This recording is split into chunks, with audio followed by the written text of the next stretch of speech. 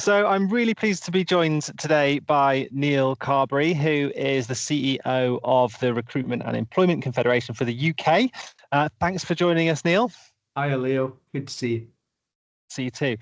So it would be really useful just to get a bit of a summary of the current state of the UK jobs market and what's really going on out there right now. So let's start with the fundamentals. And when you think about the fundamentals, you think about stock, the number of people employed and what they're doing, and flow, the number of people flowing in and out of work. The truth is the flow has been pretty slow for a couple of years now. Our data would suggest that the permanent recruitment market's been slowing for almost 3 years. The temp market slowed down quite significantly last year. It's recovered a little bit. But the stock is actually still pretty good. Unemployment is low. Employment rates, while not quite at pre-pandemic levels, are high. And we're sort of trying to work out what's going on there. I think there's two bits. One is, and we're going to talk about this, the kind of macroeconomic position is uncertain. But the other bit, and we shouldn't walk away from it, is the long wavelength of the pandemic, where if we think about the jobs market, we had 2020 where basically nobody was hiring anyone because they didn't know what was happening next week. Then we had late 21 and 22, which, if you were in recruitment, then the happiest days of your life. And then since 23, we've just had this kind of treacle. And some of that is, I think, is about the fundamental redesigns of how we work that companies are thinking about. We talk a lot about AI, and clearly AI is part of that. But my base example for permanent staff is if you're an FD and you work in a company where you get, I don't know, 2 days a week working from home, and you can start late a couple of days. These are embedded terms and conditions that in the past, where everyone was asking you to be in the office 9 to 5, that's an easy transition. Whereas if I give up the devil I know, is it more difficult for me to find that in the next place? So I think there's a sort of treacle there too in the pace of labour market transitions.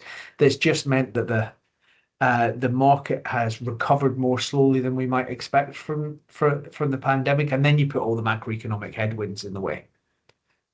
And with that, the bigger picture side of things, what do you think is creating uncertainty at the moment, and where do you see sort of business confidence evolving over the next 6 to 12 months? Well, I mean, if you look at our jobs outlook data, businesses actually feel all right about themselves. They feel all right about themselves. They're more concerned about the wider economic picture. What's stayed businesses' hands over the last 6 months in terms of, you go back to when we talked in December, we were expecting challenging start to 2025, pick up from April, May on. We're a bit slower than that. I don't think we've yet seen that pick up build up pace. But what was holding people back then was the NI increase, working out how to navigate that.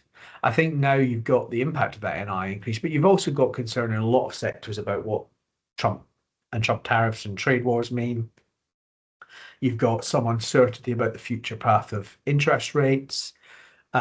You've got real concern. Actually, I've been surprised by how switched on the business community's been to the welfare reform bill changes the other week in Parliament, where people have drawn the conclusion of, well, obviously taxes might need to rise in the autumn budget because of that. Where are those tax rises coming from? And actually, a big message from us and every trade association is you had your bite out of employment taxes at the last budget. You need to go, if you're raising tax rate, you need to go somewhere else. You can't take it from here again.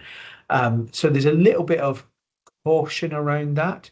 And that feels to me to be the biggest single thing that's impacting the British labour market right now, is just employers have a reason to just go canny.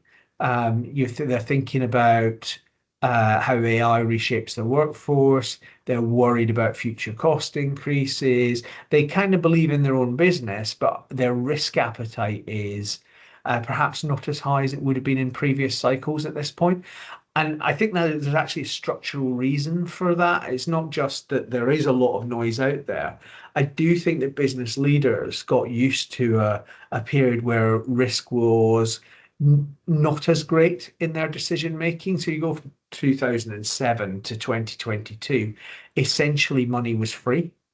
Interest Mm. rates were very low. You could control pay bill quite easily. Your employees all had interest-free credit card deals.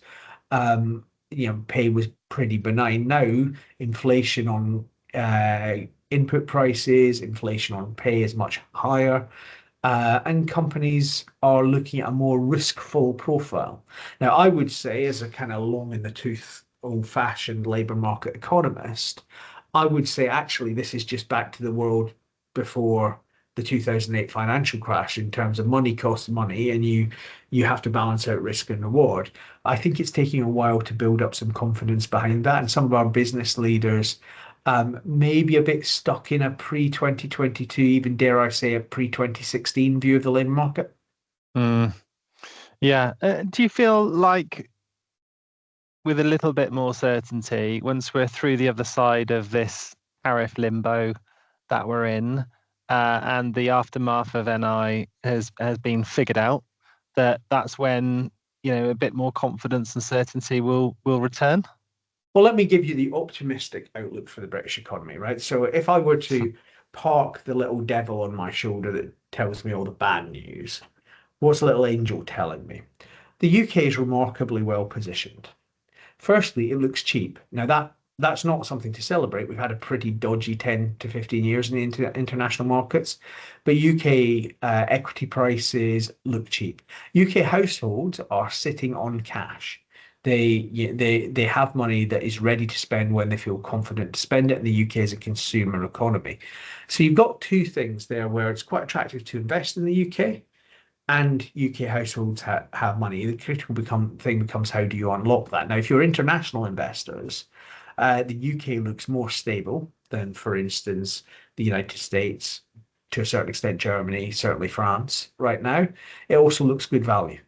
So I think there's a reasonable chance that actually the UK, now that it's recovered some of its traditional strengths in having boring politics, um, will actually be a kind of in a position to get a bigger slice of what is admittedly a small cake. I think particularly the thing that's probably changed most for me in the international picture since we talked in December is back in December I was really concerned by the advent of a Trump presidency, meaning the Trump regime would be so pro-business, so low regulation that it would just suck capital from the rest of the developed economies for investment. And actually, if Mm. anything, because of the tariff piece, the capital flow is the opposite direction. You've got capital coming to London, coming to other parts of Europe, looking for investment opportunities. So I think in the long run, the UK is actually within the group of major economies pretty well positioned.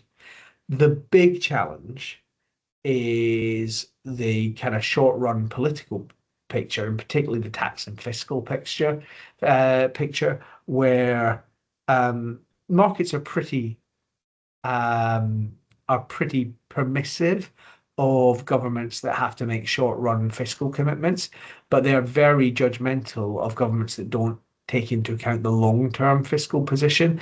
And I think the kind of relative lack of a proper fiscal debate about the long term position and some of the trade offs Britain has will ultimately lead to pressure on the fiscal position and government feeling more pressure to raise taxes. So that's the bit where, of all that optimism earlier on, that's the bit where I think government needs to understand its role in this is to enable business and boost confidence. And when it's making those fiscal decisions, lean into actually doing some of the hard stuff. Hmm. But And I know, broadly, I think I would say that we're due a cyclical upturn. I think there's actually signs of a cyclical upturn in the data that we see, but it's being damped down by some of these confidence concerns at the moment. yeah. If you could whip out your crystal ball, Neil, I know it's a very hard thing to do at the moment, but what would you say the employment market looks like in the next 12 months? Um, I think we're starting to see differential performance. as in we're starting to see some sectors take off and some sectors not take off. I think we're starting to see in sectors like secretarial and office-based work at the entry levels, the impact of AI starting to play out. We're seeing continued impact in retail in terms of productivity impacts, and that flows from how retailers are struggling, but also flows from some of the redesign of work that they're doing. Whereas at the top end, I'd expect to see engineering, construction, hospitality recover a bit. I think the same is true for healthcare and logistics. So I think we'll start to see some differential performance. I think the next 6 months in the labour market feels better than the last 6 months gradually, absent a kind of Trumpageddon style further surprise from off stage.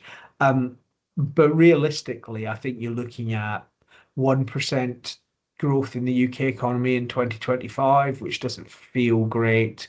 And you're looking at a kind of gradual return of clients to the market for hiring over the course of the late summer and autumn, rather than the kind of dam breaching view that we maybe had back in December about what would happen this summer.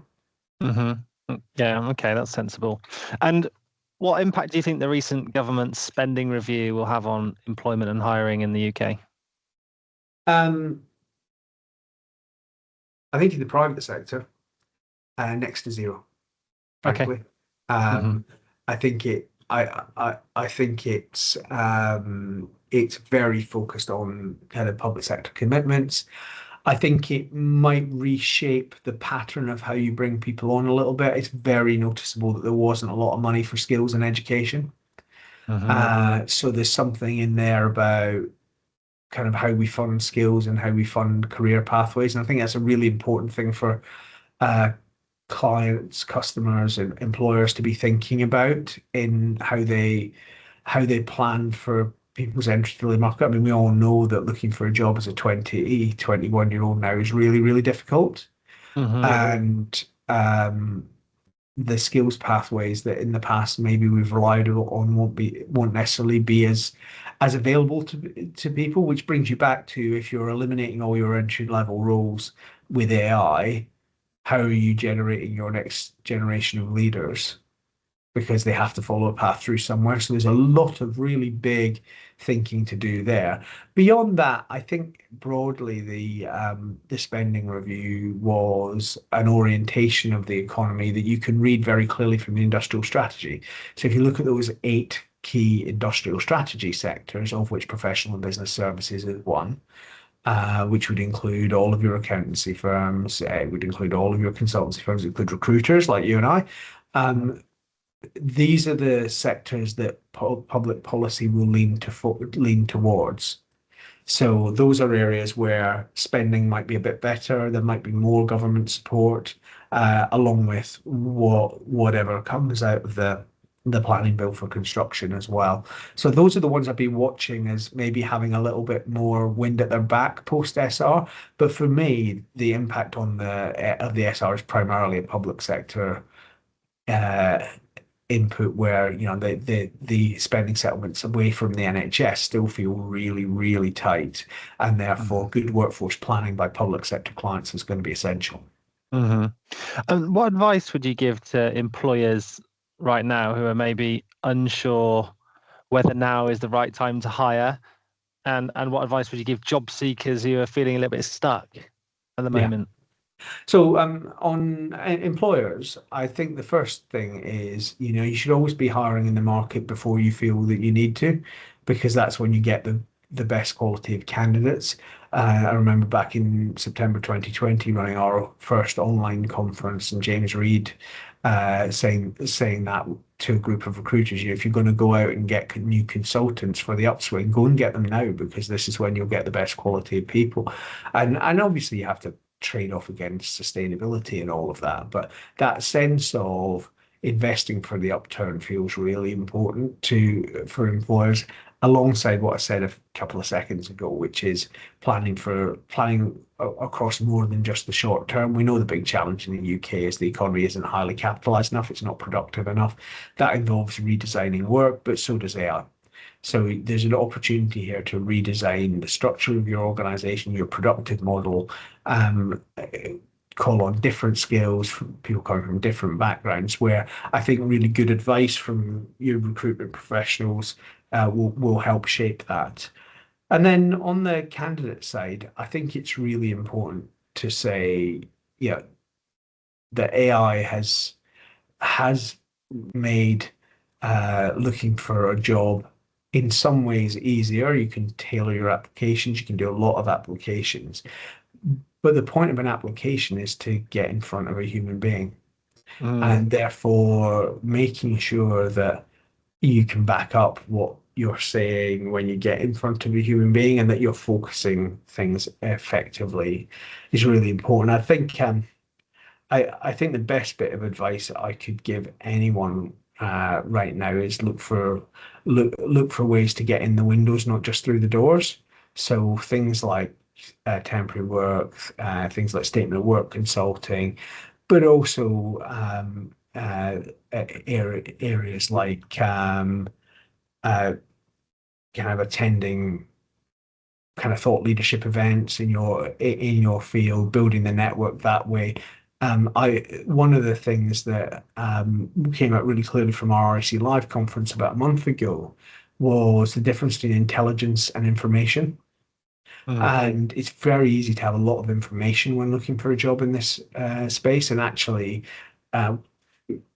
sifting has become lots of AI generated information from candidates' faces, lots of AI generated sifting tools from companies. And what doesn't happen there at all is that sense of, well, what's really important. So that sense of getting hold of the intelligence about where you're looking and not just the information feels really important. So that's, trust your recruiter's instincts, work with a good recruiter, but it's also have a think about your niche specialism and how you make sure you cut through in it. Love that. Yeah, I think standing out in the crowd is something which actually I posted a video on this morning where you're right, like the AI generated applications just make it so much easier, but it also means there's so many more good-ish looking applications for employers to sift through.